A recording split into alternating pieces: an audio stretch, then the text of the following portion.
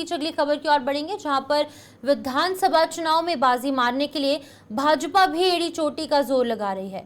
भाजपा ने जम्मू की सभी 43 विधानसभा सीटों में उम्मीदवारों के चयन के लिए सर्वे शुरू करवाया है और वहीं पर असेंबली इलेक्शंस और वहीं पर संगठनात्मक जिलों में करवाए जा रहे इस सर्वे के आधार पर भाजपा उम्मीदवारों का ऐलान करने जा रही है।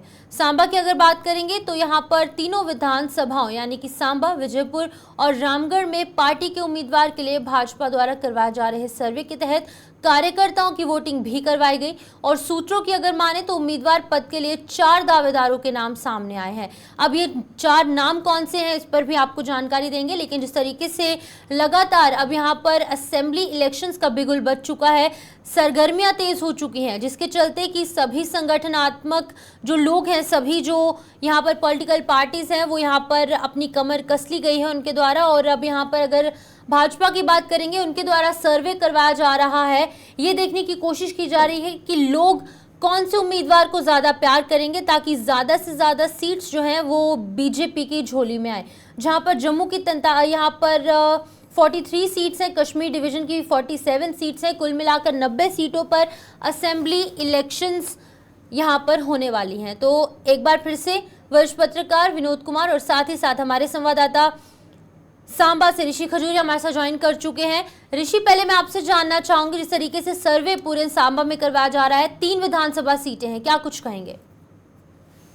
देखिए, मैं आपको बताना चाहता हूँ कि जिस तरह से चुनावों का ऐलान हो चुका है और तमाम सियासी पार्टी इस समय जो वो कमर कसती नजर आ रही हैं। भाजपा के खेमे को लेकर बात करें तो भाजपा भी तैयारियों को जो है वो अपने अंतिम रूप में पहुंचा रही है। मैं सांबा जिला की अगर बात करूं तो सांबा जिला में 3 विधानसभा क्षेत्र आते हैं, सांबा, रामगढ़ और विजयपुर। और यहाँ पर जो सोर्सेज के हवाले से हमें जानकारी मिल पा रही है कि जो कुछ उम्मीदवारों के नाम जो वो भाजपा सामने ला रही है, जिसको लेकर जो तमाम संगठन के कार्यकर्ता हैं, भाजपा के जो कार्यकर्ता हैं, उनकी वोटिंग करवाई जा रही है, सर्वे किया जा रहा है और ये देखा जा रहा है कि किस नाम के ऊपर जो है वो ज्यादा मोहर लगती है और जिसके ऊपर ज्यादा मोहर लगेगी उस नाम को सामने लाया जाएगा। हालांकि दावेदार तो काफी ज्यादा है। अगर बात करें सीनियरिटी को लेकर तो कई ऐसे सीनियर कार्यकर्ता है भाजपा के जिनका हक भी बनता है कि इस बार उनको जो है वो टिकट मिलना चाहिए। लेकिन दूसरी तरफ अगर देखें तो कुछ और नेता भी इसमें सामने आ रहे हैं। मैं कुछ नाम आपके साथ रखना चाहता हूं, जिसमें अगर सांबा विधानसभा क्षेत्र को लेकर बात कर लें तो यहां से कश्मीर सिंह जो कि जिला प्रेसिडेंट हैं भाजपा के, उनका नाम भी इस समय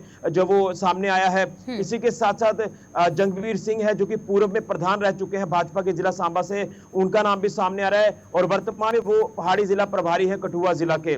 इसी के साथ साथ अमर सिंह जिनका नाम भी सामने आ रहा है, वो भी पूर्व में प्रधान रह चुके हैं। और अगर बात करें संघ को लेकर, यानी संघ के साथ भी उनका नाम जो है वो जुड़ता है, वो काफी एक पुराने कार्यकर्ता संघ के रहे, उनका नाम भी सामने आ रहा है। सुरजीत सिंह सलाथिया जो नेशनल कॉन्फ्रेंस को छोड़कर भाजपा में आए थे और उनका नाम भी इस समय सामने आ रहा है। तो ये सांबा विधानसभा क्षेत्र का लेखा जोखा है, जो 4 ये नाम सामने आ रहा है। हालांकि 1-2 नाम और सामने आया, जिसमें प्रभारी नारायण सिंह की बात कर लें या इसी के साथ साथ एक आध नाम और है जिसको लेकर ये कयास लगाया जा रहा है कि शायद इसमें से एक नाम जो वो सामने आएगा। अगर रामगढ़ विधानसभा क्षेत्र की बात कर ले, बॉर्डर का इलाका है, यहाँ पर जो नाम सामने आए, doctor Devendra Kumar Manyal, former minister Bhajpa के नेता, जनरल सेक्रेटरी है वो स्टेट के बीजेपी के, उनका नाम सामने आ रहा है। एक नाम सुभाष भगत है जो पुराने कार्यकर्ता है बीजेपी के, गीता भगत का नाम है, पंकज भगत का नाम है।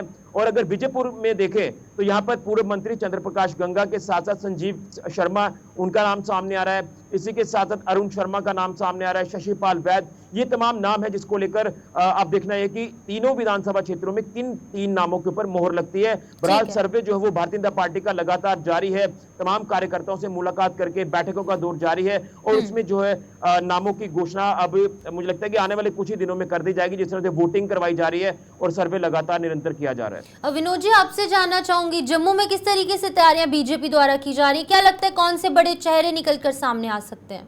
वेल शिपन, ये अभी कह पाना जल्दबाजी होगी, लेकिन ये एक सिलेक्शन प्रोसेस का हिस्सा है कि आप कैंडिडेट को अगर सिलेक्ट करना चाहते हो। और बड़ी बात यह है कि ये एक ऐसा संगठन है, भारतीय जनता पार्टी पहले विनेबिलिटी देखती है कि जीतने वाला कौन है और कितना कद्दावर नेता है, उसके साथ कितने लोग हैं, उसके कैंडिडेचर, उसको कैंडिडेट बनाने से आजू बाजू कॉन्स्टिट्यूंसीज में क्या इम्पैक्ट पड़ेगा, ये सबसे बड़ी बात होती है। कल इन्होंने प्रोसेस किया है, लोगों से पूछा, वर्कर से पूछा, कार्यकर्ताओं से पूछा है कि आप अपनी अपनी कॉन्स्टिट्यूंसी, एक तो संगठनात्मक जिले होते हैं उस पर चर्चा की गई, दूसरा उन्होंने पूछा है कि अपनी अपनी कैंडिडेट में अपनी अपनी कॉन्स्टिट्यूंसी में एटलीस्ट 3 से 4 ऐसे नाम बता दीजिए जिन पर चर्चा की जा सकती हो। लेकिन जल्द ही दिल्ली में भी एक मीटिंग चल रही है, इस वक्त सुनील शर्मा और प्रदेश अध्यक्ष रविंद्र रैना वहीं पर मौजूद हैं, उन पर भी चर्चा की जा रही है। लेकिन यह मैं भारतीय जनता पार्टी को जितना जानता हूँ उसमें यह है कि सबसे पहले ये देखा जाता है कि जीतने वाला कैंडिडेट में विनेबिलिटी है कि नहीं, उसी पर ज़्यादा चर्चा की जाती है।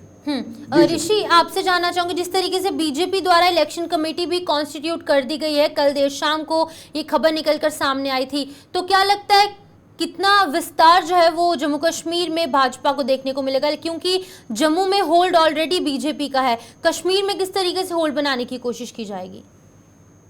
देखिए, जिस तरह से अगर बात करें जम्मू संभाग की, तो यहाँ पर 43 विधानसभा की सीटें हैं, जिसमें जब परिसीमन हुआ था उसमें 6 सीट जो है वो ऐड हुई थी। तो आप ये कह सकते हैं कि जो हिंदू बहुल्य जो इलाके हैं वहाँ ये 6 सीट्स का जो है इजाफा किया गया था परिसीमन में। तो कहीं ना कहीं कोशिश यही रहेगी भारतीय जनता पार्टी की कि इन चुनावों में जीत हासिल की जाए और जीत हासिल करके अपनी सरकार बनाई जाए। इसको लेकर लगातार आप ये कह सकते हैं कि अगर मैं तमाम सियासी पार्टियों के मुकाबले बीजेपी को लेकर बात करूं तो बीजेपी का एक हमें सिनेरियो ये देखने को मिला है कि बूथ स्तर से लेकर अपर लेवल तक जो है वो कार्यकर्ता जो वो भाजपा को काम करता जो है वो नजर आता है।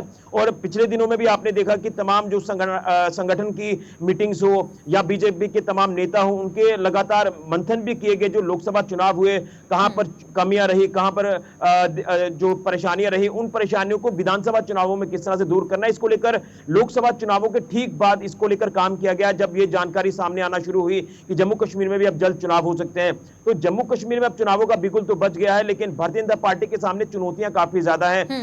कई सारे लोकल इश्यूज हैं जिसको लेकर हमने लगातार बात की है, वो चाहे डेली वेजेस का इशू हो, एम्प्लॉयमेंट की अगर हम बात कर लें, तमाम ऐसे बर्निंग इश्यूज हैं। तो ये चुनौतियां हैं बीजेपी के लिए। बीजेपी किस तरह से लोगों के बीच में जाती है इस चुनावी कैंपेन में, ये भी देखना होगा। लेकिन दावा बीजेपी का लगातार जारी है। आप ये कह सकते हैं कि दिल्ली से भी तमाम जो नेता है वो यहाँ जम्मू कश्मीर का इस समय रुख कर रहे हैं। तमाम अलग अलग जो नेता यहाँ पर पहुंच रहे हैं और अलग अलग जो विधानसभा क्षेत्र है वहां के नेताओं से, कार्यकर्ताओं से मुलाकात करके संगठन को, पार्टी को और मजबूत करने की बात की जा रही है ताकि बीजेपी इस चुनावी मैदान में उतरकर जीत हासिल कर पाए। विनोद जी, आपसे जानना चाहूंगी, जिस तरीके से ऋषि ने भी बताया कि कुछ ऐसे मुद्दे हैं जिनको एड्रेस करने की काफी ज्यादा जरूरत है, जिस तरीके से इलेक्शन मैनिफेस्टो कमेटी गठित कर दी गई है, वो किस तरीके से काम करेगी? क्योंकि इंपॉर्टेंट रोल यहाँ पर मैनिफेस्टो का रहने वाला है। आपने ठीक कहा, एक रोड मैप रहता है जिसको हम मैनिफेस्टो कहते हैं या घोषणा पत्र कहते हैं। एक रोड मैप रहता है जो पब्लिक के समक्ष पेश किया जाता है कि हमारे पास ये रोड मैप है। इस रोड मैप के मुताबिक अगले 5 सालों के लिए हम सरकार में आना चाहते हैं या हमारे कैंडिडेट आपकी रहनुमाई करेंगे। उस रोड मैप का अच्छा और सही और सटीक होना बड़ा लाजमी रहता है। और स्वाभाविक सी बात है, जैसे ऋषि खजूरिया ने कहा, हमारे से सांबा से सहयोगी, वो रोड मैप बनाया जा चुका है ऑलमोस्ट। जो तरमीम करनी है वो की जा रही है। जो लोकल इश्यूज हैं जिसको एड्रेस करना बड़ा लाजमी है, जैसे बिजली के बड़े बड़े बिल आ रहे हैं या फिर प्रॉपर्टी टैक्स का बार बार जिक्र किया जाता है। हालांकि कहते हैं, भाजपा के लोग कहते हैं कि वो अभी नहीं लगा है। जैसे लोगों के बीच में थोड़े अफसरशाही की प्रति इनायत है, नाराज़गी है, उन चीज़ों को लेकर के भी मुझे लगता है कि मैनिफेस्टो में एड्रेस करने का जिक्र होना चाहिए। मुझे लगता है कि मैनिफेस्टो हर एक पार्टी बड़ा ध्यान से बनाती है, वैसे ही भारतीय जनता पार्टी भी सभी स्टेक होल्डर्स को कॉन्फिडेंस में लेकर के अपना मैनिफेस्टो तैयार करेगी। ठीक है।